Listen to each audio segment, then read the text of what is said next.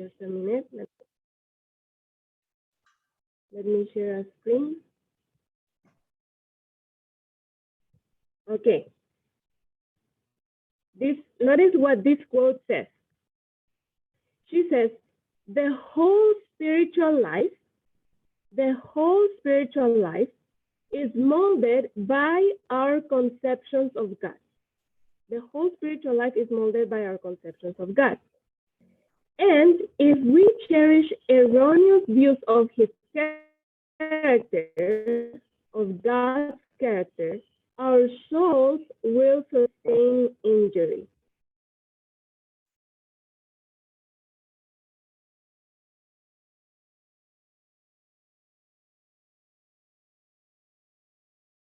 To the best, we must have the right conception of God's character. Now, what are usually some of the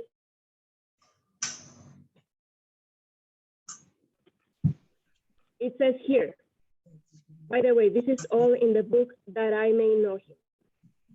It says, God would not have his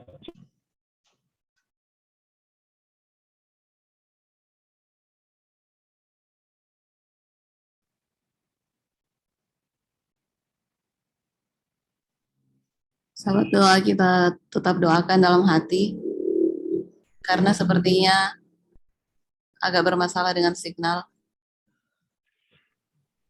Sorry, yeah, maybe I lost you, but I'm back.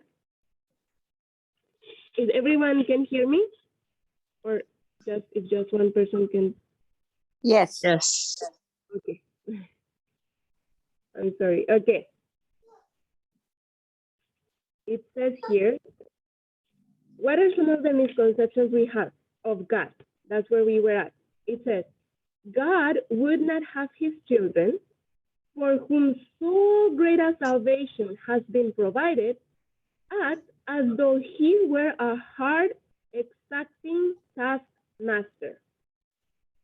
Those are some of the misconceptions of God. And you can start to think in your own heart,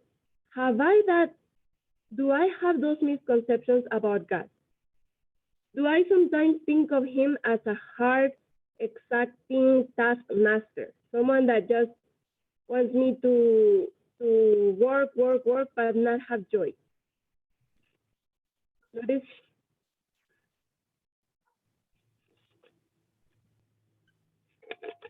Just a minute.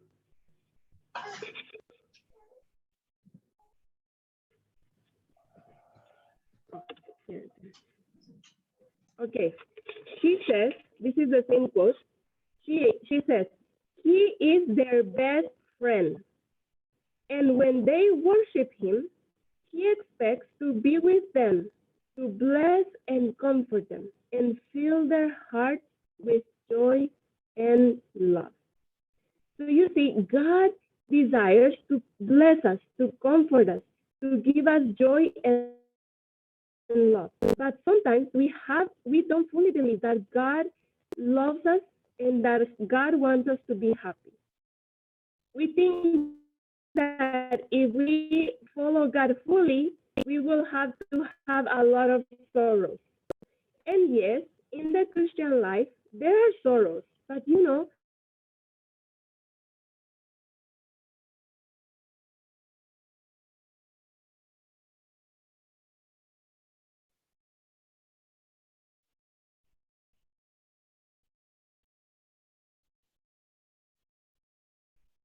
I'm sorry, I'm experiencing difficulties here in my computer.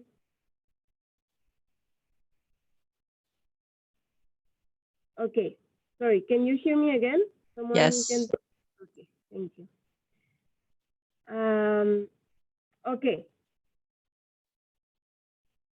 So we were talking about the character of God. Let's notice it says here, the Lord desires his children to take comfort in his service and to find more pleasure than hardship in his work. So many times we are afraid to give ourselves fully to God, to surrender everything, because we're afraid. We don't think God will give us the best. We don't fully believe that God desires the best for us and that He will allow us to experience more joy than hardship. But if we fully believe this, we would not hold back ourselves from God. We would give ourselves completely to Him. Notice it says this part, the Lord desires that those who come to worship Him shall carry away with them precious thoughts of His care and love, that they may be cheered in all the employments of daily life, and that they may have grace to deal honestly and faithfully in all things. So God wants us to have constantly in our thoughts of His love and His care for us. God wants us to perceive Him as that loving Father who desires the best for us. But many of us don't think of God like that. Why? Because we're believing Satan's lies. Satan has been telling us lies about God's character. Now, if you remember John the Beloved, we know him as John the Beloved, right? And when we think about it, why do we know him as John the Beloved? Well, because we think that Jesus loved him. Now, my question is, did Jesus love John more than the other disciples? Did Jesus love John more than the other disciples? Let me get out of this already. Take out the stuff here. Okay.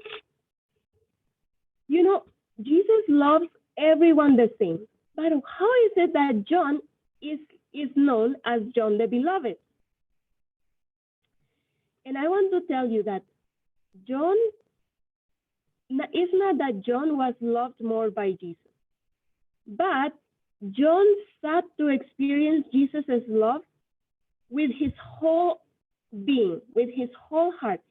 He every day tried to meditate on God's love and to dwell upon God's love for him. You know, in different times in my experience with God, in my journey with God, I've sought to experience God's love for me.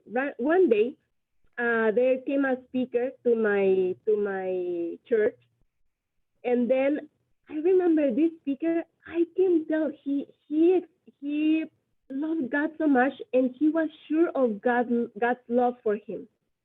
So I decided to ask him. One day I had a little conversation with him, and I asked him, how can you be so sure of God's love? How can you experience God's love to the fullest? And he told me, you know, every morning when I wake up, the first thing I try to think is God's love for me. And I try to dwell upon his love. I think of it constantly. He was seeking to have a personal experience with God's love. And I want to say that I desire for all of us to have that experience. You know, let's open to end. We're almost ending. Let's open in 1 John. 1 John chapter 3. 1 John chapter 3 and verse 1. This is John the beloved disciple writing. And you know, he experienced God's love so much, and he wanted all his readers to experience God's love. But he didn't have words to tell us how much God loves us. So what he said is this. Someone can help me read it in Bahasa.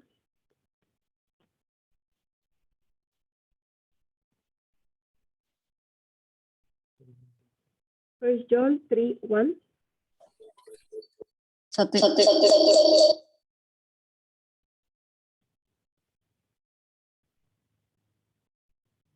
I'm sorry, I didn't hear it already. 1 Yohanes 3 ayat 1, lihatlah betapa besarnya kasih yang dikaruniakan Bapa kepada kita sehingga kita disebut anak-anak Allah. Dan memang kita adalah anak-anak Allah, karena itu dunia tidak mengenal kita sebab dunia tidak mengenal Dia. Amen. Thank you so much. Here, John couldn't try to express his love for you and I. But what he could say is, behold, you have to look to his love for yourself. You have to seek for it. John is trying to tell us, just as I sought to experience God's love to the fullest, you also need to do that. Behold, meditate, keep in your thoughts every day. Not only when you open God's word. Yes, when we open God's word, we want to seek to understand God's love for us. But not only then, also throughout our activities, throughout the day, meditate and keep meditating about God's love for you. You know, imagine that God's love is like the ocean. When you stand in the shore of the beach, you can see the whole ocean. But we can just stay in the shore, right? And in the shore, we just see a little bit of the ocean. Well, sometimes we are like that with God's love. We have just experienced only the surface, only the shore. But God's love is like the whole ocean. It's so deep, so wide, so big, and so much more for us to understand and experience his love. So I want to invite you all to make that decision that you will be experiencing, that you will be seeking to understand and experience God's love for yourself every day.